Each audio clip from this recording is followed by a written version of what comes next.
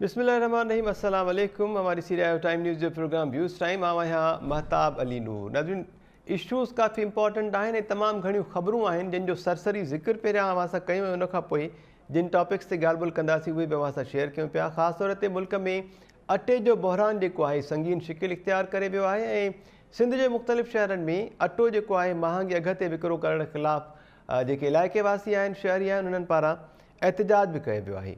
इहो हिकु इम्पॉर्टेंट अहम मामिलो आहे। इन ते बि ॻाल्हि ॿोल जेका आहे उहो ईंदड़ के प्रोग्राम में कंदासूं। ॿी जेका ताज़ा तरीन ख़बर आहे उहा इहा आहे त इस्लामाबाद हाई कोर्ट इस्लामाबाद में सुभाणे मकानी चूंडूं कराइण जो हुकुम ॾेई छॾियो आहे। महफ़ूज़ कयल फ़ैसिलो जेको आहे उहो ॿुधायो वियो आहे ऐं सुभाणे इस्लामाबाद में मकानी चूंडूं जेके आहिनि उहे थी रहियूं आहिनि। क़ौमी सलामती कमेटी जो अॼु अहम इजलास थियो आहे। वज़ीर आज़म शहबाज़ शरीफ़ जी सदारत हेठि आर्मी चीफ समेत अहम जेके शख़्सियतूं आहिनि, स्टेक होल्डर्स आहिनि, वफ़ाक़ी वज़ीर आहिनि, उन्हनि अॼोके इन इजलास में शिरकत कई आहे। इजलास जी ख़ासि ॻाल्हि जेका आहे उहा इहा आहे त अॼु फ़ैसिलो कयो वियो आहे त हर सूरत में हर हाल में दहशतगर्दीअ खे चिथियो वेंदो। दहशतगर्दनि ख़िलाफ़ कार्रवायूं तेज़ करण जो फ़ैसिलो कयो वियो। नेशनल एक्शन प्लान ते असराइतो अमल दरामद करण जो बि फ़ैसिलो कयो वियो आहे। जेकॾहिं थोरो यादि ॾियारां अव्हांखे नाज़रीन त गुज़िरियल कुझु ॾींहंनि खां वठी इस्लामाबाद में दहशतगर्दी जा वाक़िया पेश आया। उन खां अलावा बलोचिस्तान जे कुझु इलाइक़नि में दहशतगर्दी थी। गुज़िरियल ॾींहुं बि दहशतगर्द हमले में फ़ौजी जवाननि जी शहादत जेका आहे उहा साम्हूं आई, जंहिंजी मज़म्मत बि कई वई सदर पारां, वज़ीर आज़म पारां, आर्मी चीफ पारां। उन खां पोइ इहो जेको फ़ैसिलो आहे उहो इंतिहाई अहमियत इख्तियार करे वियो आहे त दहशतगर्द जेके असांजे आवाम खे, असांजे फ़ौजी जवाननि खे निशानो बणाइनि पिया, उन्हनि जे ख़िलाफ़ु आख़िर क्रैकडाउन ऐं हतमी ऐं फ़ैसिलाइतो क्रैकडाउन हुकूमत छो न पई करे, जंहिंजो अॼु फ़ैसिलो थियो आहे। पर हिते बि सवाल मुंहिंजे पैनलिस्ट खां इहो हूंदो त छा वाक़ई हाणे हिन फ़ैसिले ते अमल दरामद जेको आहे हक़ीक़ी मानाउनि में थींदो, या वरी हुकूमत जीअं मुख़्तलिफ़ मरहलनि ते कंदी रही आहे ॻाल्हियुनि जो दॻु जेको आहे उहो वरितो वेंदो आहे त छा वरी बि के ॻाल्हियूं जेके आहिनि उहे करण जी कोशिशि थींदी दहशतगर्दनि सां। हिकु त इहो मामिलो आहे। ॿियो मामिलो आहे गवर्नर सिंध कामरान टेसोरी पारां MQM जा जेके मुख़्तलिफ़ धड़ा आहिनि, उन्हनि में PSP आहे, मुतहिदा पाकिस्तान आहे, उन खां पोइ MQM बहाली कमेटी जेका आहे फारूक सत्तार वारी उहा आहे। इन्हनि मुख़्तलिफ़ धड़नि खे गुज़िरियल केतिरनि ई ॾींहंनि खां गॾाइण जूं कोशिशूं बि हलंदड़ आहिनि। इम्कानु इहो आहे त ईंदड़ कुझु ॾींहंनि में, हिकु ॿिनि ॾींहंनि में इहे समूरा जेके धड़ा आहिनि उहे हिकु थी वेंदा ऐं ख़ालिद मक़बूल सिद्दीकी जी क़यादत ते उन्हनि एतमाद जो इज़हार बि कयो आहे। गवर्नर सिंध कामरान टेसोरी साहिबु अॼु सेवण जो दौरो कयो आहे। दरगाह ते हाज़िरी भरण खां पोइ उन मीडिया सां मुख़्तसर ॻाल्हि ॿोल बि कई ऐं साफ़ जे सवालनि जे जवाब में हुन चयो त हुनजी कोशिशि बिल्कुलु इहा रही आहे त MQM जे धड़नि खे गॾायो वञे, समूरा इख़्तिलाफ़ उन्हनि जा ख़तमु कया वञनि त जीअं हू सिंध जी ख़िदमत करे सघनि। हाणे हिते मुंहिंजो पैनलिस्ट खां सवालु हूंदो त MQM जे धड़नि जे गॾिजण सां सिंध जी कहिड़ी ख़िदमत थींदी ऐं ख़ासि तौर ते जेका नवनि सूबनि जे हवाले सां कमेटी जुड़ियल आहे या कुदरती वसीला जेके सिंध हुकूमत पारां वफ़ाक़ खे ॾिना विया आहिनि, इन ते बि MQM को पंहिंजो वाज़िब मौक़िफ़ स्टैंड वठंदी। उन सां गॾोगॾु MQM जे धड़नि सां जे गॾिजण खां पोइ ख़ासि तौर जेको MQM खे मसइलो रहियो आहे हिन वक़्तु ताईं शहरी ऐं ॿाहिराड़ीअ वारा जेके मामला आहिनि,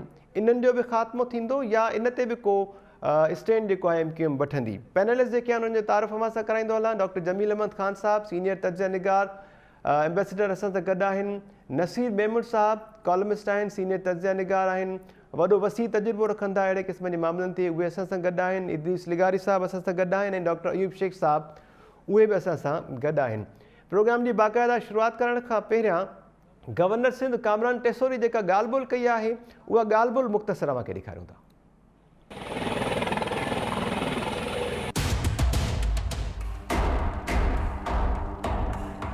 आपने जो सवाल किया कि MQM के धड़ों की बात की, तो मैं इसमें ये बताता चलूं कि जब से मैंने इस मनसब पर अल्लाह ताला ने मुझे बिठाया है, मेरी ये कोशिश है कि मैं तमाम ही लोगों के दरमियान इत्तफ़ाक़ और मोहब्बत पैदा करूं और ये जो लोग नाइत्तफ़ाक़ियों की वजह से इस सूबे की, शहर की और मुल्क की तरक्की में रुकावट बन गए हैं, वो रुकावट दूर करें तो बिल्कुल ठीक है।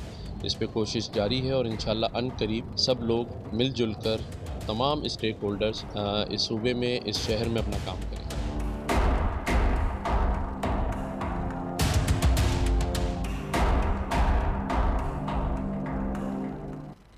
जी नाज़रीन, हिकु पासे गवर्नर पारां MQM समेत समूरा जेके स्टेक होल्डर्स आहिनि उन में ज़ाहिरी ॻाल्हि आहे PTI बि शामिलु आहे, उन्हनि खे गॾाए ऐं सूबे जी ख़िदमत करण जी ॻाल्हि कई वई। पर गवर्नर पारां MQM जे धड़नि खे गॾाइण ते PTI खे सख़्त तहफ़ुज़ात आहिनि ऐं फवाद चौधरी पारां इन हवाले सां बयान बि जारी कयो वियो, जेको ज़ाहिरी ॻाल्हि आहे PTI जी पार्टी पॉलिसीअ जे हिसाब सां ई आहे।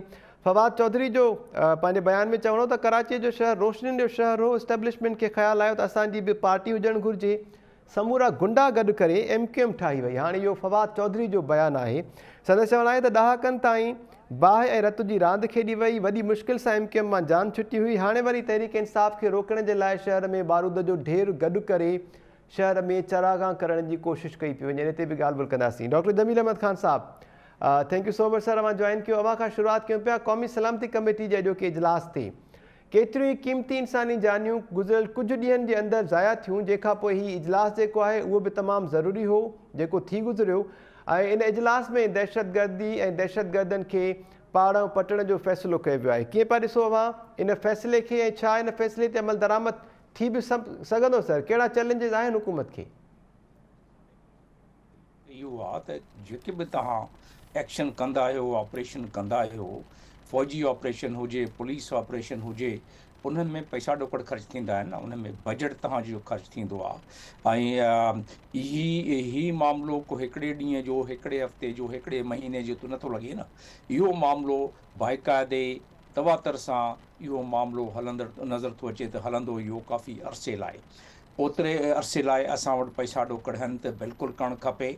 जीअं पैसा पहिरियां हुया असां वटि त असां कयोसीं, रदुल फ़साद बि कयोसीं, ज़रबुल अज़ब बि कयोसीं, ऐं कामयाबी बि तमामु सुठी असांजी थी। दुनिया इन ॻाल्हि खे मञी त असांजी कामयाबी थी आहे। उन में टेररिज़म खे कंट्रोल करण लाइ उन जा एंगल्स, उन्हनि जा डिफरेंट पासा आहिनि। उन जा नंबर 1 त इहो आहे त जेको असां इन सां जेको आहे ज़ोर सां टेररिज़म खे कंट्रोल कंदा आहियूं, पावर सां कंदा आहियूं, द फोर्स ऑफ गन सां कंदा आहियूं, उहो त हिकिड़ो तरीक़ो रहियो।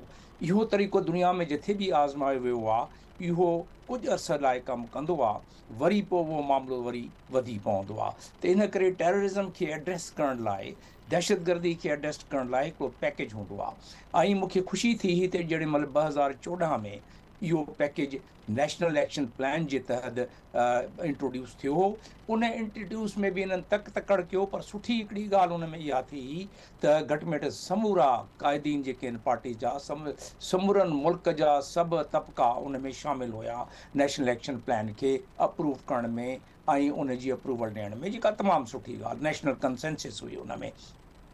पर उन लाइ पॉइंट वाइज़ को बजट न रखियो वियो, जंहिंजे करे आर्मी पंहिंजो एक्शन ते करे वई, न फाटा ते उन जो थियो, न रजिस्ट्रेशन ऑफ सेमिनरीज़ जेके मदरसा वग़ैरह उन में बि कामयाबी पूरी न थी, फाटा रिफॉर्म ते पूरी कामयाबी न थी। हाणे त ख़ैर उहो ज़म थी वियो आहे। अफ़गान रिफ्यूजीज़ खे जेके रीसेटल करिणो हो या वापसि मोकिलिणो हो, उन ते बिल्कुलु कमु न थियो। नेक्टा जी जेका उन जी पॉइंट नंबर 4 आहे नेशनल एक्शन प्लान जी, उन जे तहत नेक्टा खे पावरफुल न ठाहे वियो। ऐं उन जो बि सबबु आहे त नेक्टा जे पावरफुल ठही वञे हा त ॿिया इदारा जेके आहिनि मुल्क जा, उहे कंपटीशन में हुया। त इन में एतिरी सारी शयूं हुयूं जेके न थी सघियूं। फ़क़ति जेको ज़ोर सां जेको क़ाबू करिणो हो उन्हनि कयो, जेका मां चयुमि त सुठी ॻाल्हि आहे उन जी। हाणे छा थो थिए, उहा ई ॻाल्हि रिपीट थी आहे। रिपीट इहा थी आहे त हाणे नेशनल एक्शन प्लान ते वरी अमल कबो। इन जो मतिलबु इहो आहे त काफ़ी अरसे लाइ नेशनल एक्शन प्लान ते अमल न थियो। मुंहिंजो तजियो इहो आहे त नेशनल एक्शन प्लान ते हाणे उहो ई अमल थींदो जेको पहिरियां ज़रबुल अज़म ऐं रदुल फ़साद जे दौरान में थियो। उन खां अलावा ॿिया जेके एक्शन खपंदा आहिनि, पैरेलल जेके उन सां गॾोगॾु हलाइणा पवंदा आहिनि, उन में केतिरी इन जी कामयाबी थिए पई।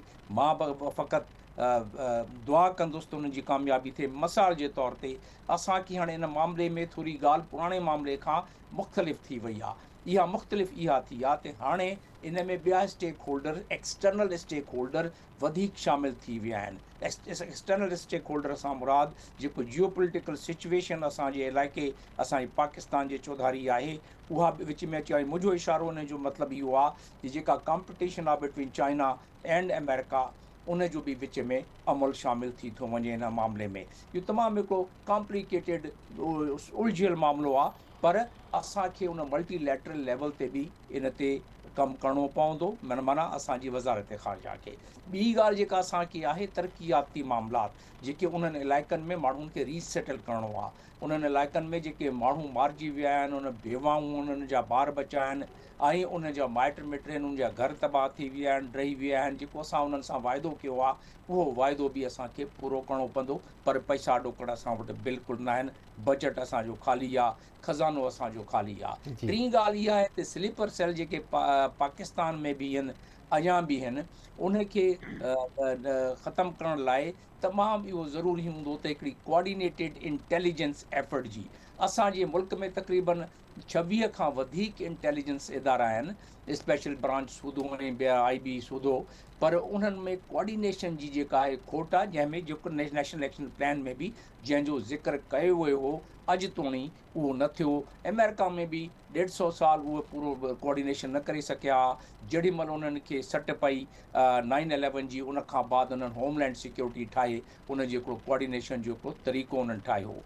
त उन लिहाज़ सां इन दफ़े उमेदु आहे त मिसकैलकुलेशन न कंदा। जेॾी महिल हीअ त ऑपरेशन पंहिंजी जाइ ते हले, जेॾी महिल तालिबान सां ॻाल्हाइनि, अफ़गान तालिबान सां ॻाल्हाइनि, उन सां ॻाल्हाइण न छॾणु, उन्हनि सां न फिटाइनि। तालिबान आस्ते आस्ते सुरंदा था वञनि इंडिया जी साइड ते जे हू ॻाल्हि थी वई त पोइ टेररिज़म असांजे मुल्क में तमामु ॾुखी थी पवंदी। हिकिड़ी आख़िरी ख़तरनाक ॻाल्हि जेका अॼु मां मज़मून बि लिखी आहे, सुभाणे शायदि थींदी, त उन में ख़तरनाक ॻाल्हि इहा आहे त जेको तासुर इन दफ़े असांखे मिले थो पियो, यानी तालिबान खे जेको तासुर मिले थो पियो, अफ़गान तालिबान खे, त पाकिस्तान वरी 200 मिलियन वठी या ॿिया पैसा जेको वठे थो पियो इमदाद अमेरिका खां, उहो ऑपरेशन वरी कंदो अफ़गानिस्तान जे ख़िलाफ़ु। ऐं अफ़गानिस्तान में हालांकि अहिड़ी का ॻाल्हि बि हुकूम जी तरफ़ां न आई आहे, पर हीउ तासुर इन खे रद्द करणु, इन खे ख़तमु करणु उन सूरत में मुमकिन आहे त असां बाइलेटरल पंहिंजा लाॻापा अफ़गान तालिबान सां न छॾियूं। अफ़गान तालिबान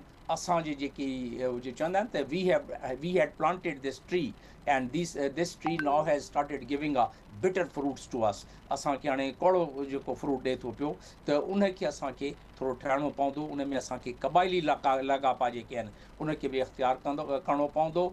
लास्ट पॉइंट इहो आहे, वन लाइन, त असां बिल्कुलु कंट्रोल पहिरियां बि कयो, हाणे बि कंट्रोल करे था सघूं, पर उहा हिमत ॾेखारनि, ताक़त ॾेखारनि ऐं पैसनि ॾोकण जो थोरो बंदोबस्तु कनि, पोइ इहो थींदो। न त पोइ उहा ई एक्शन रीप्ले वरी साल 2 सालनि खां पोइ असां इहो ई ॾिस कंदासूं। ठीक है डॉक्टर जमील अहमद खान साहब, thank you so much sir. Naseer Memon साहब हवाना वधूं पिया। डॉक्टर जमील अहमद खान साहब, हिकु त फंड्स जी ॻाल्हि कई, ज़ाहिरी ॻाल्हि आहे अहिड़े क़िस्म जा ऑपरेशन्स करण जे लाइ फंड्स खपंदा, बजट जेका उहा हुजणु खपे। ऑपरेशन ज़रबुल अज़ब माज़ी में जेको कयो वियो, रद्दुल फ़साद, उन्हनि जो बि ज़िक्र उन्हनि कयो, ऐं उनखां पोइ उन्हनि ज़िक्र कयो आहे स्लीपर सेल्स जे ख़ात्मे जो। अव्हांजी पंहिंजी राय छा आहे सर? दहशतगर्दी जो ख़ात्मो कहिड़ी रीति मुमकिन आहे? अहिड़े क़िस्म जा मुनज़म ऑपरेशन्स माज़ीअ में बि थिया, पर उनखां पोइ वरी जेके दहशतगर्द आहिनि उहे उभरी अचनि था ऐं पंहिंजूं कार्रवायूं कनि था पिया। मुंहिंजो ख़्यालु आहे त जमील साहब जेका हुन जा मुख़्तलिफ़ पासा बयानु कया, उन में तव्हांखे अंदाज़ो थियो हूंदो त इहे केतिरो घण पासा ऐं केतिरो कॉम्प्लेक्स मामिलो आहे। बिल्कुलु सर। बुनियादी सुवाल इहो आहे त छा असांजी रियासत, असांजी हुकूमत ऐं उहे सभु फ़ैसिला कंदड़ इदारा चिटी तरह दहशतगर्दीअ जे हर शिकिल खे ख़तम ऐं रद्द करण लाइ मेंटली रेडी आहिनि, या इहो को हिकिड़ो आर्ज़ी हिकिड़ो वन ऑफ शो वांगुरु ऑपरेशन तव्हां अॻु में बि ॻाल्हि कई 3-4 थी चुका आहिनि। दहशतगर्दी रुॻो ऑपरेशन जो मामिलो न आहे, ऑपरेशन रुॻो हुनजो हिकिड़ो सर्जिकल पार्ट आहे। जीअं माण्हूअ जी हेल्थ हूंदी आहे न, त सर्जरी खां पोइ बि त घणा स्टेप्स खपंदा आहिनि न हुनखे नॉर्मल रखण जे लाइ। बिल्कुलु सर। मुंहिंजे नज़र में बुनियादी मसइलो आहे त पाकिस्तान पहिरें तय करे न, मिसाल तौर नेशनल एक्शन प्लान ते अमल दरामद करण खां पाकिस्तान खे कंहिं रोकी? उहो छो साइड लाइन ते कंहिं रदीअ जी टोकरी में हलियो वियो? ऑपरेशन सां उहो ख़तमु त कोन थी वियो, उनमें जेतिरा बि ॿिया मामला हुआ उहे त बरक़रार हुया पाकिस्तान में। तव्हां हीअं ॿुधायो त गुज़िरियल 3-4 सालनि में, 5 सालनि में हिकु अधु मज़हबी दौर 10 ॾींहं मुल्क खे यरगमाल रखियो। इन ई एक्ट जे मौजूदगीअ में, इन ई नेक्टा ऐं सभिनी इदारनि जी मौजूदगीअ में उन्हनि सां सरेंडर जहिड़ा मुआइदा करे वापसीअ जा भाड़ा ॾेई खेनि घर मोकिलियो पियो। तो जॾहिं तव्हां पंहिंजे अंदरि किन ख़ासि गिरोहनि ते शफ़क़त जो हथु रखंदो, उन्हनि सां रिआयत इख़्तियार कंदो, तव्हांजे मुल्क जे अंदरि वहशाणे तरीक़े सां ग़लति मज़हबी तशरीहुनि सां रोज़ माण्हू मारिया वञनि था, जेलनि में विधा वञनि। तव्हां बहसियत रियासत फ़ैसिलो कयो न हिकु भेरो त सभु शयूं पाड़ो पटी। जॾहिं मज़हब जे ग़लति इस्तेमालु ऐं इंतिहा पसंदीअ ते तव्हां रोज़मर्रा जे मामलनि ते एक्शन नथा खणो त इन मां लॻे थो त के सोच ऐं के ज़हन जे कुंड में वॾा सॉफ्ट कार्नर्स मौजूदु आहिनि ऐं पॉलिसी स्विच एॾा घना आहिनि जो ज़िया जे दौर में असां 10-12 साल इवन उन खां अॻु बि भुटे जे दौर में बि इहो थियो, अहमद दाऊद जे ख़िलाफ़ जेके माण्हू ऑपरेशन में हुआ, गुलबदीन हिकमतियार वग़ैरह, उन्हनि खे हिते सपोर्ट मिली हुई। जमील साहब खे यकीनन उन्हनि शयुनि जी ख़बर हुई। ऐं उन खां पोइ ज़िया के जो दौर में त असां माना उहो जंहिंखे चइबो आहे न त बैटल फील्ड बनियल रहियासीं, सूडो बैटल फील्ड बनियल रहियासीं, सरोगेट बैटल फील्ड जंहिंखे चवंदा आहिनि। पोइ उन सॼे 10 सालनि में असां तालिबान जी फैक्ट्री लॻाए पैसा कमाया ऐं पोइ 10 सालनि खां पोइ असां तइ कयो त हाणे हिननि जे मारण ते पैसा कमाइबा। त का कंसिस्टेंसी हुजे न, रियासतूं ईअं थोरी फ़ैसिला कंदियूं। बुनियादी मामला आहिनि, उन ते रियासत खे हिकु चिटी राय ते बीहणो हूंदो आहे, हुकूमतूं ईंदियूं वेंदियूं आहिनि, बुनियादी मामलनि ते पॉलिसीज़ क्लियर हूंदियूं। इहा कंसिस्टेंसी तव्हांखे दहशतगर्दी जे मामले में बि नज़र अचे थी, मईशत जे मामले में बि नज़र अचे थी, डेमोक्रेसी जे मामले में बि नज़र अचे थी। पाकिस्तान जो ओवरऑल प्रॉब्लम इहो थी वियो आहे त उनजे पॉलिसीज़ में कंसिस्टेंसी कंहिं बि हवाले सां कान थी। ही जेकर तव्हांखे यादि हूंदो जॾहिं ऑपरेशन थिया त न कड़ा जुमिला असां ॿुधंदा हुआसीं, दहशतगर्दनि जो सफ़ायो थी वियो, दहशतगर्दनि जी चेल चिॿी कई, दहशतगर्दनि जी पाड़ पटी। जॾहिं इहो सभु कुझु थी वियो त पोइ ही महीने जे अंदरि दर्जननि जे हिसाब सां अटैक्स किथां पिया थियनि, केरु पियो करे।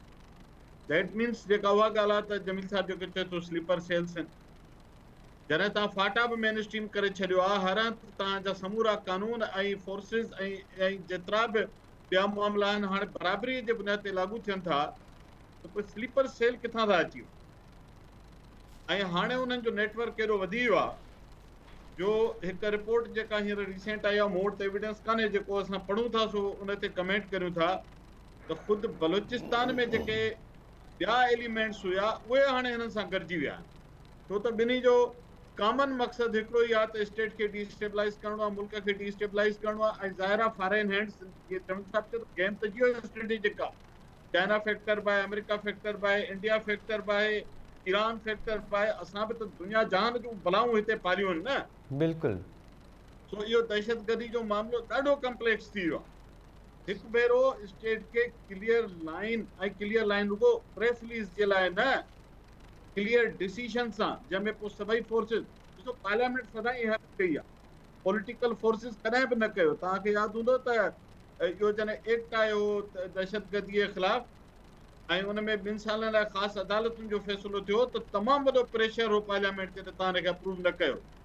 जेसिताईं मूंखे यादि अचे थो त रज़ा रब्बानी उनखे इंडोर्स करण ते रोई ॾिनो हुयो त मूंखे पार्टीअ जो वोट आहे, मां ॾियां पियो। उन जे बावजूदि parliament, political governments, political parties हमेशह सपोर्ट कनि थियूं। पर मुंहिंजो ख़्यालु आहे त इन जे बारे में हिकु मुस्तक़िल फ़ैसिलो जेसिताईं न थींदो तेसिताईं तव्हां हिन जी रिसर्जेंस रिकरेंस ॾिसंदा रहंदा ऐं इहे बयान ईंदा रहंदा जेके अॼु असां पढ़ूं था। इहे बयान असां पिछले ॾहाके में 10 भेरा पढ़ी चुका।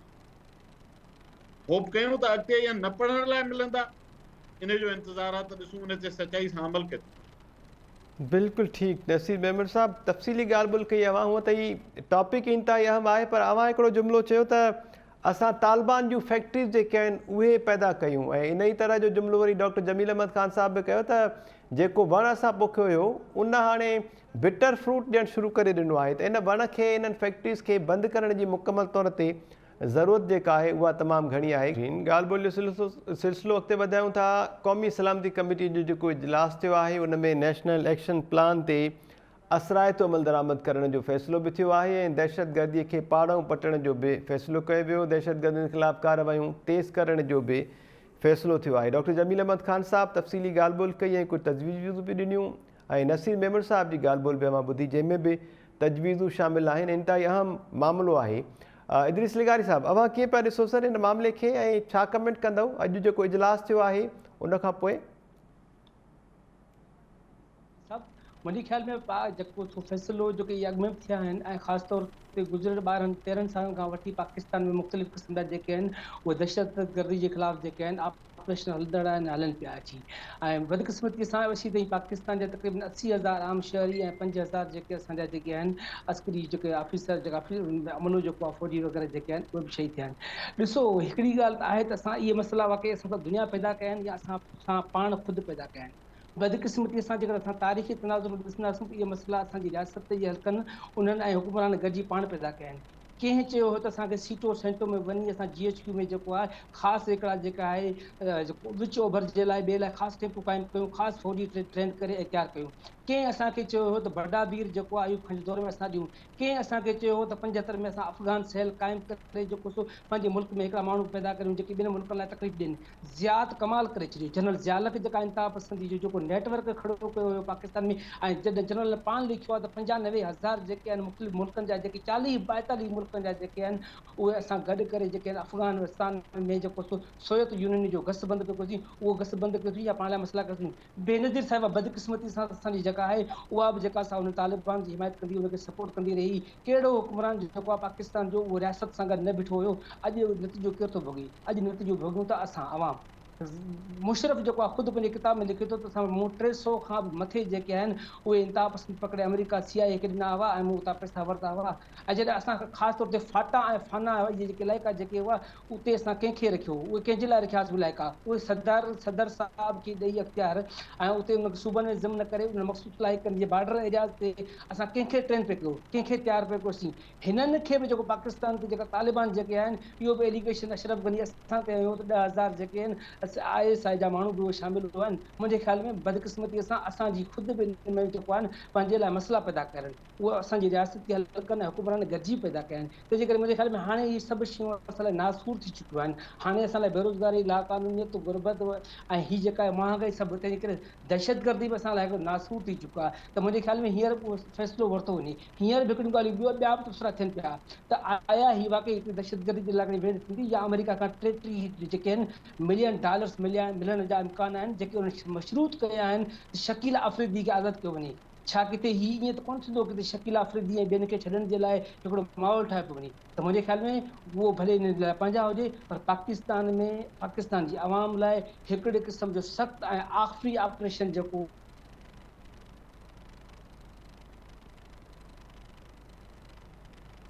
जी इदरीस साहब।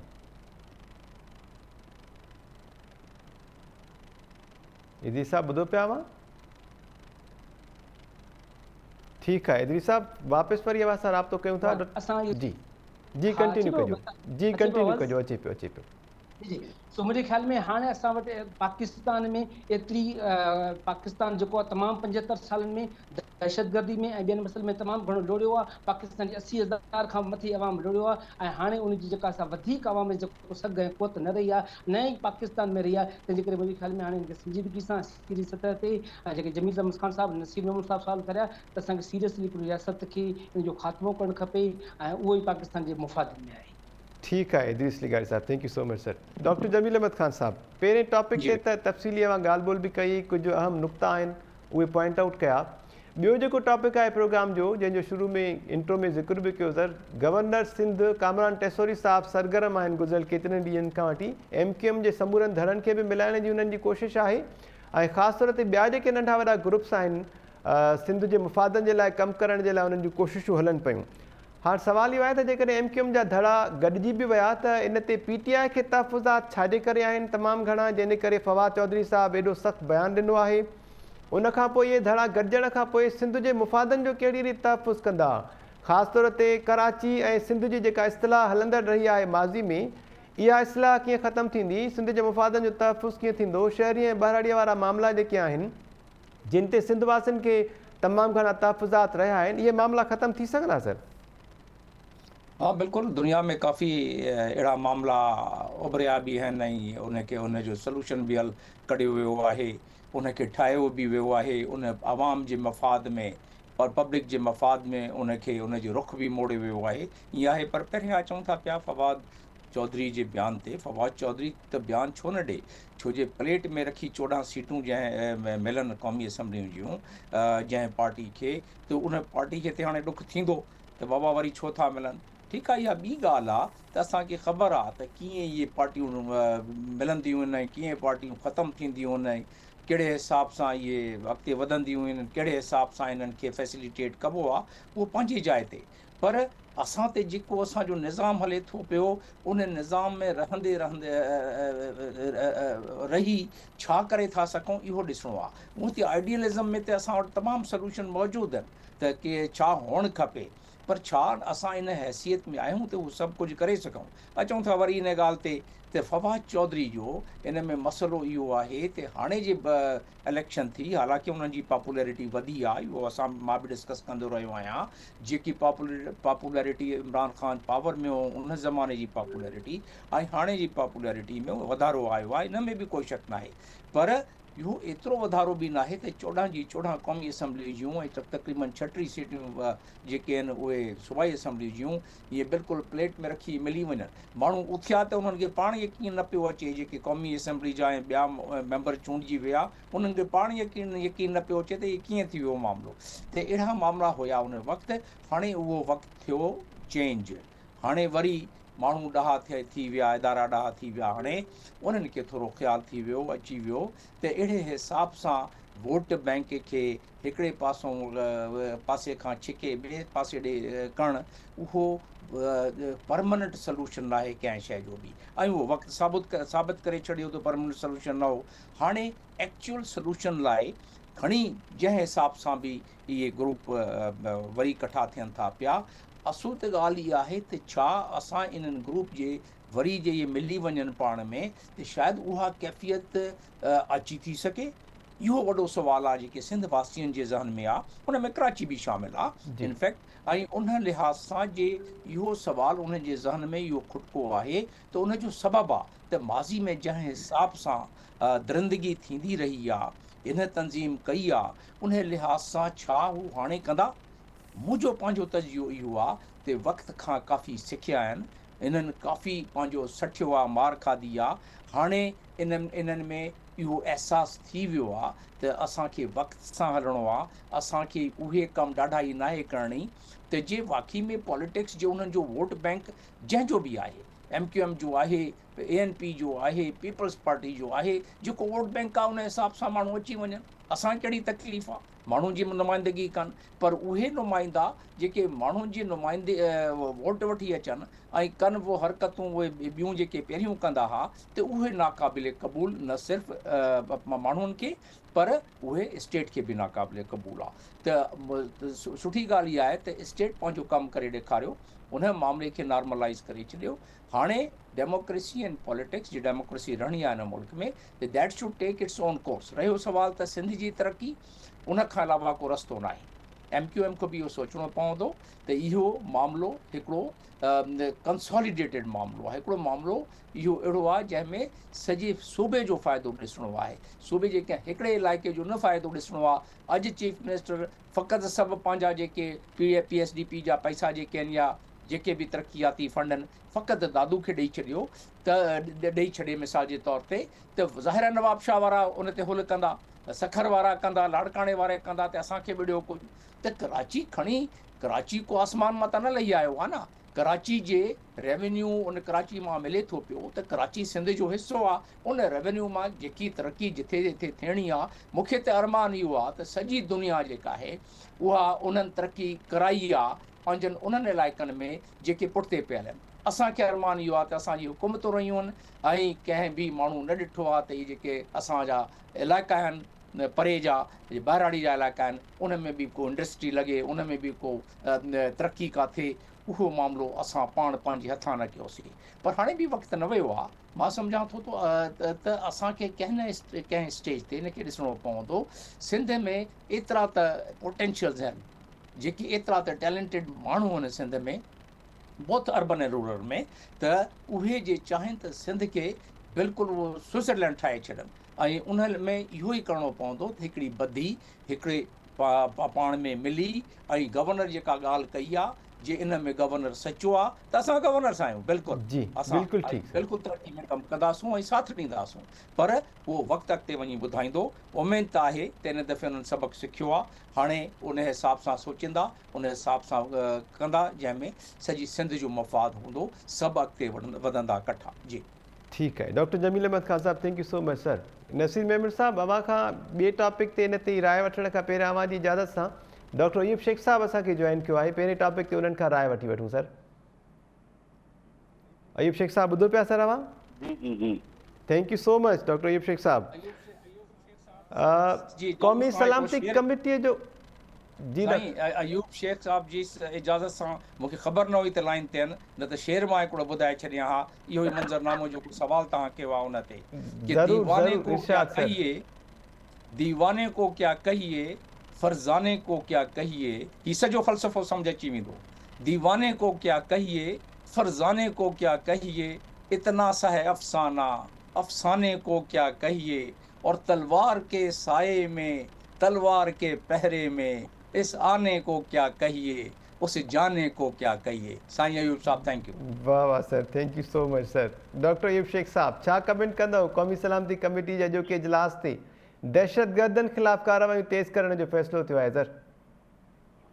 वॾी महिरबानी ऐं मूंखे हिकिड़ो साबिर ज़फ़र जो शेर यादि थो अचे त ख्वाब के अंदर है ख्वाब ख्वाब के बाहर है ख्वाब जी ख्वाब का हासिल है क्या कोई वज़ाहत नहीं सो वाह वाह हस्बे हाल आहे ठीकु आहे। हा त ही असल में मुंहिंजो त ख़्यालु ही आहे त क़ौमी सलामती जा इहे इजलास अॼु छो इहे साल अवल 2 साल अवल थियणु खपनि हा ऐं मुंहिंजो पंहिंजो ख़्यालु ही आहे साईं सफ़ीर वेठो आहे असां सां गॾु त जॾहिं बि दुनिया में तब्दीलियूं ईंदियूं आहिनि त पाड़े वारी रियासतूं ऐं पाड़े वारा जेके नेबरिंग कंट्रीज़ आहिनि उहे पंहिंजे पंहिंजे हिसाब सां उहा हर शइ तइ कंदा आहिनि त ही पाड़े में जेको कुझु थिए पियो उन लाइ असांखे कहिड़ी कहिड़ी तयारी करणु खपे असां छा आहे त नुक़सानु करण खां पोइ वरी तयारी था कयूं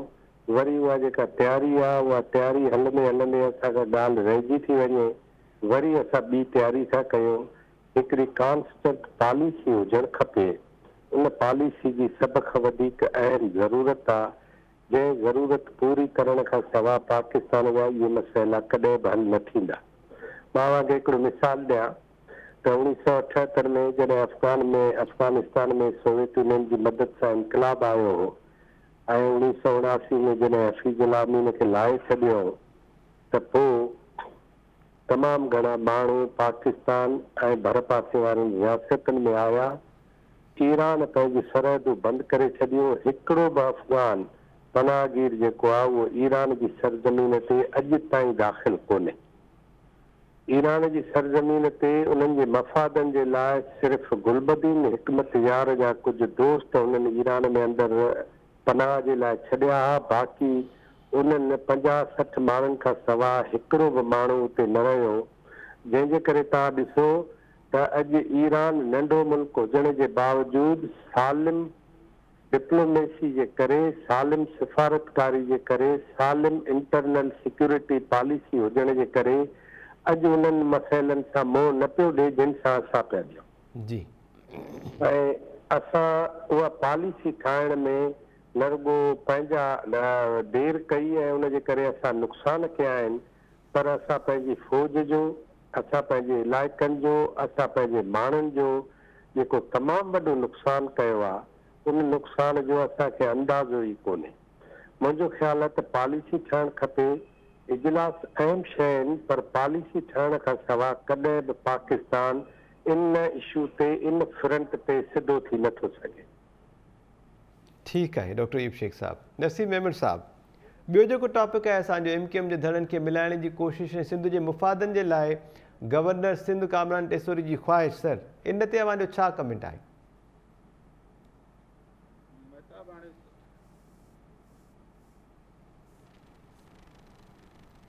नसीर साहब आवाज़ अचे पियो सर अवां ॾे? MQM जो जी जी मुंहिंजो आवाज़ अचे पियो अवां ॾे? जी सर अचे पियो प्लीज़ कंटिन्यू कजो सर प्लीज़। जी तो मूं इहो पिया चयो त इहा सॼी गेम एतिरी त वावखी थियल आहे, एतिरी त पधरे पट थियल आहे जो न उनखे सम्झण लाइ कंहिं PhD जी ज़रूरत आहे, न कंहिं वॾे सियासी इल्म ऐं डिग्रियुनि जी ज़रूरत आहे, ऐं न को अंदाज़ा लॻाइण ऐं तजिया करण जी ज़रूरत आहे। जवाब त जमील साहब जे शहर में सॼो जो सॼो मौजूदु हुजे, तव्हां गौर सां ॿुधो हुजे। बिल्कुलु सर। सो ही उन ई फैक्ट्रीअ जी मैन्युफैक्चर्ड प्रोडक्ट आहिनि। उन्हनि खे जॾहिं चवनि था त गॾु थी वञो त गॾु थी था, जॾहिं उन्हनि खे चवनि था अलॻि थी वञो त अलॻि थी था वञनि। रोबोट आहिनि, हुन जा बटण जेके दॿाईंदो उन हिसाब सां एक्ट कंदा। प्रोग्राम्ड बॉडीज़ आहिनि, उन्हनि जा रिमोट कंट्रोल जितां जेको उन्हनि खे ऑर्डर कंदा हू ईअं थी वेंदा। सिंध जो मफ़ाद, पाकिस्तान जो मफ़ाद, क़ौमी मफ़ाद, इहे सभु मफ़ादनि जूं कहाणियूं असां इलाही ॿुधी चुकासीं। उहो कहिड़ो मफ़ाद बाक़ी रहिजी वियो आहे जेको MQM अची सिंध जो पूरो करे। ही साबित थियल आहे न। 2018 में जंहिं तरह सीटूं ॾियारियूं वयूं MQM खां पूरे इमरान ख़ान खे, उहा बि तव्हांखे ख़बर आहे। ऐं हाणे ही जेको सरकारी खोर जेको आहे, गम जेको आहे, उन सां ही जेका असेंबलेज पई थिए, उहो छो त इस्टेब्लिशमेंट चई चुकी आहे त असां हाणे न आहियूं, तंहिंजे करे मां उन्हनि जे शान में गुस्ताखी न कंदुसि। थी सघे कुदरती तौरु थियो हूंदो। कुदरत जे शान सां हिकिड़ी टिसोरी गवर्नर थी, वरी कुदरत जो शान ॾिसो, उनखे ख़्यालु अची वियो त मूंखे सभु धड़ा मिलाइणा आहिनि। कुदरत जो शान आहे त फारूक सतारे जे दिलि में आयो त छो न गॾिजी वञो। बिल्कुलु सर। ऐं कुदरत खे केॾी वॾी ताक़त आहे जो उनजे दिलि में विधो मुस्तफ़ा कमाल जे त असांखे हाणे गॾिजणु घुरिजे। जे कुदरत जे शान जी मर्ज़ी थींदी त घणो ख़ैरु लंडन मां वापसियूं थी। तो इन शान जे अक़ीदत में जेतिरा इज़हार कजनि उहे थोरा आहिनि। कोई सभु कुझु कुदरती तौरु पियो थिए, हिन में ॿिए कंहिंजो बि दख़ल कोन्हे, केर बि पुठियां कोन्हे को। मालिक जा पंहिंजा राज़ आहिनि। धणिया काइनात जो जीअं ख़लके जीअं हलाए, सो हाणे उन शान में वधीक छा चओ। तव्हांखे जेकर को 1% बि थोरी घणी ख़्वाहिश आहे त इहो ख़िदमत कंदा, जंहिंजी मूंखे ख़्वाहिश बि कान्हे, मूंखे को इम्कान बि कोन्हे, मूंखे अहिड़ी का बि उमेदु कान्हे, छो त इहो गेम बिना अखियुनि वारो माण्हू ऐं बिना कननि ऐं बिना नक सां सूंघण वारो माण्हू तव्हांखे ॿुधाए सघे थो त छा पियो थिए। त भला घटि में घटि टिसोरी ऐं MQM इहे सभु भला हिकु भेरो छा पब्लिकली चवंदा त असां पंहिंजे माज़ीअ में जेका रतो छाण कराई, कराचीअ में मुख़्तलिफ़ ॿोलियूं ॻाल्हाईंदड़ ऐं ख़ासि तौर ते सभ खां घणो उर्दू ॻाल्हाईंदड़ जो बेगुनाह रतो आयोसीं, उनजी असां आवाम खां माफ़ी था वठूं, असां ग़लतियूं कयूं। बाजवा में त एतिरी हिमत ई न जो वेंदे वेंदे चई वियो त 75 सालनि खां सियासत में रहिया आहियूं, तंहिंजे करे गारियूं थियूं मिलायूं। बिल्कुलु सर। ही बि कनि हिमत खणी चवनि त असां ही रतो छाण जा ज़िम्मेवार हुआसीं। चवंदा त असां सिंध खे जेको विरहाइण टुकड़ा करण जो ऐलान कयो सो ग़लति ॻाल्हि आहे, असां तौबा था कयूं, असां धरती माउ अॻिते ईअं न कंदासीं। इहे ॻाल्हियूं कॾहिं बि न कंदा, छो त ही मार्चिंग ऑर्डर्स आहिनि। जेको स्क्रिप्ट मिले थो वेचारा पढ़नि था। प्रोड्यूसर वटां जेको स्क्रिप्ट ईंदो पढ़ंदा, जे अॼु इहो आयो आहे त इहो पढ़ंदा, जो सुभाणे ई प्रोड्यूसर फ़ैसिलो कयो त गॾु न आहे विहणो, त वरी सिंध जे वसीतर मफ़ाद में गॾु न वेहबो। इहो बि तव्हां ॾिसी वठो। तो इहो वसीतर मफ़ाद जो स्क्रिप्ट जितां ईंदो, उहो ई स्क्रिप्ट पढ़ियो। ठीकु आहे नसीब अहमद साहब, thank you so much sir. Idrees लिगारी साहब, अवांजो छा कमेंट आहे? मुंहिंजे ख़्याल में नसीब साहब ॾाढी ज़बरदस्त ॻाल्हि करे चुको आहे, पर आउं हिकिड़ी ॻाल्हि आख़िर रखणी थो चाहियां। सभ खां पहिरियों बुनियादी सुवाल हीअ आहे त MQM खे छो टोड़ियो वियो? छा MQM खे इन करे टोड़ियो वियो जो उहा कराची में ॿिन इलाइक़े सिंध में ख़ासि तौरु दहशतगर्दी करे ऐं दहशतगर्दी करे माण्हुनि जो क़त्लेआम पे पियो, उनजो ज़रूरी हुई? छा उहा जमहूरियत में वॾी रुकावट हुई? छा उहे कराची जा मसइला हल कोन पे थिया? बुनियादी ॻाल्हि हीअ आहे जो उन्हनि खे जॾहिं जेका पंहिंजा आकान खे ॻिची में पइजी विया, आकान जे लाइ दुनिया ते मसइला पैदा कयूं, पूरी दुनिया में मसइला पैदा कयूं, त उहा आकान जी मजबूरी थी पई जो उन्हनि खे ग्रुपनि में विहारियूं। हींअर बि आकान जी ज़रूरत आहे। आकान खे नसीब अहमद साहब ॾाढो ग़लति इस्तेमालु कयो न, त बसि रब हुनखे सम्झ ॾिनी, जेको बसि मथां थी पियो इतफ़ाक़ सां, हुन ख़्यालु अची वियो थियो, तंहिंजे करे हीउ बिल्कुलु उहो ई कनि पिया जेको हिननि खे मिले पियो, प्लानिंग तहत मिले पियो। हिननि खे का जमहूरियत, का सिंध दोस्ती, का पाकिस्तान इद्रीस साहब, मां हिते हिकिड़ो जुमिलो एड कयां अवांजी इजाज़त सां, सॉरी इंटरप्ट करण जे लाइ माज़रत। उहो ई गवर्नर इहे सभु कोशिशूं करे पियो, नसीब साहब ॿुधनि पिया, जंहिंखे पार्टी पारां सेनेटर चूंडाइण जे हवाले सां तमामु घणी जेका आहे उहा मुखालफ़त कई वई हुई। जॾहिं फारूक सत्तार जंहिं दौर में कामरान टेसोरी खे सेनेटर बणाइण जी कोशिशि कई हुई, त कामरान टेसोरी खे पार्टी मां ई निकाली ॾेई छॾी हुयूं ऐं उहो ई वरी कामरान टेसोरी हाणे गवर्नर थियण खां पोइ उन्हनि समूरनि धड़नि खे गॾाइण जूं कोशिशूं पियो करे। बिल्कुलु बिल्कुलु, ऐं जॾहिं गवर्नर थियो पे त ख़बरूं पे आयूं त MQM जा वरी बि 3 ग्रुप ॿिया बि ठहंदा अची। जी जी जी, सो तंहिंजे करे हींअर बि उन्हनि उन्हनि धणियुनि खे ज़रूरत पई आहे, आकाउंट खे ज़रूरत पई आहे, जेके सॼा कम उहे आका पाण पिया कनि ऐं उहे फ़क़ति ऐं फ़क़ति पंहिंजे मुफ़ादनि तहत पिया कनि। न पाकिस्तान, न जमहूरियत, न सिंध दोस्ती, कंहिंजे मुफ़ाद में न आहे, उन्हनि जे पंहिंजे मुफ़ादनि वटां हुकुम थी पियो आहे कनि। ठीकु आहे इदरीस लिगारी साहब, thank you so much. Doctor Ayub Shaikh साहब, अवां ॿुधो पिया सर? अयूब शेख साहब, अवां ॾी छा राय आहे सर? डॉक्टर जमील अहमद खान साहब जेको चयो आने को क्या कहिए, इस जाने को क्या कहिए, मतलब समूरो फार्मूलो त इन मां ई वाज़े आहे, पर उन्हनि 14 सीट्स जेके प्लेट में रखी मिलियूं PTI खे, उन्हनि जो बि ज़िक्र कयो सर। असल ॻाल्हि हीअ आहे त हिकिड़ी मिसिंग कड़ी आहे जेका असांजे पैनलिस्टनि खे ज़हन में रखी ऐं उन ते सोचणो पवंदो, उहो बाजवा डॉक्ट्राइन।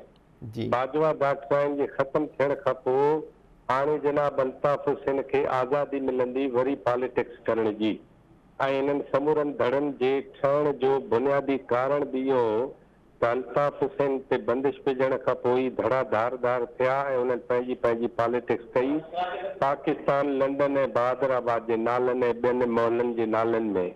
हाणे उहा डॉक्ट्राइन मां उहे डायरी जा पन्ना जीअं ई परे थिया आहिनि त उहा डॉक्ट्राइन ख़तमु थियण खां पोइ इहो सभु कुझु थिए पियो। मूंखे हिकिड़ी ॻाल्हि इहा नज़र थी अचे, ॿी ॻाल्हि मूंखे हीअ नज़र थी अचे, ऐं मां बार बार तव्हांजे प्रोग्राम में चवंदो आहियां त पाकिस्तान जो एडमिनिस्ट्रेटिव जेको डिवाइस या एपरेटस आहे उन में क्रैक्स पइजी विया आहिनि। उहे ॾार एॾा त वॾा आहिनि, जंहिं गवर्नर खे वफ़ाक़ जो नुमाइंदो हुजणु खपे उहो गवर्नर जेको आहे उहो हाणे पार्टी पॉलिटिक्स में पार्टियुनि खे गॾु करण लाइ गली गली जेको आहे घुमे थो। ऐं अॼु गवर्नर जी इहा जेका असां हैसियत कई आहे इहा ख़ुदि पाकिस्तान जे आइन जे अंदरि ख़ुदि गवर्नर जी ईंदड़ वक़्तनि में जेका मनसबदारी हूंदी उहा समाजी ऐं वफ़ाक़ी घटि, पॉलिटिकल ऐं गिरोही वधीक हूंदी। इन सॼे मामले जो नुक़सानकार ऐं ख़तरनाक पासो हीअ आहे। बाक़ी जेकॾहिं बाजवा डॉक्ट्राइन में बंदिशूं ऐं उहे बंदिशूं हाणे ख़तमु थी थियनि त भले कंहिंखे बि आज़ादी हुजे पॉलिटिक्स करे। ज़ाती तौर सम्झां थो त जंहिं पॉलिटिक्स जी शुरूआति गवर्नर सिंध कई आहे MQM जे ॿिन्ही धड़नि खे मिलाइण जी, उन्हनि MQM जे समूरनि धड़नि जे बदिरां हिकिड़े धड़े सां पाकिस्तान जी मौजूदा सिंध सरकार जेका आहे उहा अवली मिलियल आहे ऐं ॿई गॾिजी कमु था कनि। इदारनि में उन्हनि माण्हू विराए खया आहिनि, सेक्रेटरी विराए खया आहिनि, इदारा विराए खया आहिनि ऐं उन्हनि में मेंबर विराए खया आहिनि, उन्हनि में विरासत करे छॾी आहे। इन करे इहो सम्झण ई न खपे त कोई इन ते अमल अॼु खां शुरू थो थिए। इन ते अमल सिंध हुकूमत ऐं MQM पाकिस्तान अवल खां ई शुरू करे छॾियो, उनजो ऐलान थियणो आहे। डॉक्टर साहब, हीअ जेका अवां ॻाल्हि कई इन जी पंहिंजी हिकिड़ी इम्पोर्टेंस आहे। डॉक्टर बाजवा डॉक्ट्राइन जो जेको अवां ज़िक्र कयो, जेकॾहिं इन ॻाल्हि ते ई ॻाल्हायूं अवां जो मां वरी अवां जी राय वठण जी कोशिशि कयां त पोइ फवाद चौधरी जेको बयानु ॾिनो आहे उहो कुझु इन सां मिलंदड़ जुलंदड़ हक़ीक़तुनि जे वेझो लॻे पियो। छा उहो वाक़ई माज़ीअ वारो दौरु वापसि ईंदो? फवाद चौधरी चवे पियो त बारूद जो ढेर हाणे गॾु करे वरी शहर में चरागा करण जी कोशिशि कई पई वञे। उन जो इशारो आहे त इहे समूरा जेके धड़ा आहिनि इहे गॾु करण खां पोइ ईअं थींदो। पोइ छा असां वरी साॻियो ई माज़ीअ वारो दौरु ॾिसंदासीं? दहशतगर्दी, हिकिड़ी फ़ोन कॉल ते शहर बंदि थियणु, समूरो माज़ी त वाज़े आहे सर। कहिड़ी कहिड़ी ॻाल्हि वरजायूं? अलाह करे इहो सभु कुझु न थिए, पर फवाद चौधरी खे हिकिड़ी ॻाल्हि कन थोरो हुनजो लोॾे ऐं हुनखे हिकिड़ी ॻाल्हि सम्झायो त जेको फवाद चौधरी MQM ते अॼु तबसरो थो करे, मोहतरम साबिक़ वज़ीर आज़म इमरान ख़ान चए थो त MQM खां वधीक नफ़ीस माण्हू मूं अॼु ॾींहं ताईं न ॾिठा आहिनि। नफ़ीस दहशतगर्द, नफ़ीस कातिल, नफ़ीस माण्हू मार, नफ़ीस तालीम दुश्मन, नफ़ीस कराची दुश्मन। ये नफ़ीस जो लफ़्ज़ बि त इमरान ख़ान ॾिनो, उन लाइ फवाद चौधरी छा थो चए? ठीकु आहे। डॉक्टर अयूब शेख साहब, thank you so much sir. Idrees लिगारी साहब, thank you so much. Naseem Memon साहब, थैंक यू सो मच। वॾी महिरबानी अवां जी। ऐं डॉक्टर जमील अहमद ख़ान साहब बि कमेंट कयो। अवां सभिनी जी तमामु घणी महिरबानी। नाज़रीन, क़ौमी सलामती कमेटी जो अॼु अहम इजलास थियो ऐं नेशनल एक्शन प्लान खे असराइतो बणाइण ऐं उन ते असराइतो अमल दरामद कराइण जो फ़ैसिलो कयो वियो आहे। दहशतगर्दनि ख़िलाफ़ कार्रवायूं तेज़ करण जो फ़ैसिलो कयो वियो, जंहिं ते प्रोग्राम में शामिल पैनलिस्ट जेके आहिनि उन्हनि जी राय इहा हुई त पोइ नेशनल एक्शन प्लान ते अमल दरामद करणु बंदि छो कयो वियो हो, इन खे सुस्त रफ़्तारी जो शिकार छो बणायो वियो हुयो। ऑपरेशन रद्दुल फ़साद ज़रबुल अज़ब खां पोइ दहशतगर्दनि वरी कीअं कर खयों। ज़रूरत इन ॻाल्हि जी आहे त दहशतगर्दनि जा जेके स्लीपर सेल्स आहिनि उन्हनि जो ख़ात्मो आंदो वञे ऐं हुकूमत जेका आहे उहा हिन दफ़े असराइतो ऑपरेशन जेको आहे उहो करे, जंहिंखां पोइ इहो जेको वणु आहे जंहिं हिन वक़्तु कोड़ो फ्रूट ॾियणु शुरू कयो आहे, या नसीर साहिब जो चवणो त जेका फैक्ट्री तालिबान जी असां ठाही हुई उन्हनि फैक्ट्रीज़ खे मुकमल तौर ते बंदि करण जी ज़रूरत आहे। उनखां पोइ ॻाल्हि ॿोल्हि कई त गवर्नर सिंध कामरान टेसोरी साहिब खे सिंध जी ख़िदमत जेका आहे करण जी उन्हनि जी ख़्वाहिश आहे। हू चवनि पिया त MQM जा समूरा धड़ा जेके आहिनि उहे गॾिजंदा त पोइ सिंध जी बहितर अंदाज़ में ख़िदमत थी सघे थी। इन ते पैनलिस्ट पंहिंजी राय शामिल कई। ईंदड़ प्रोग्राम ते ॾींदा इजाज़त। अल्लाह निगहबान।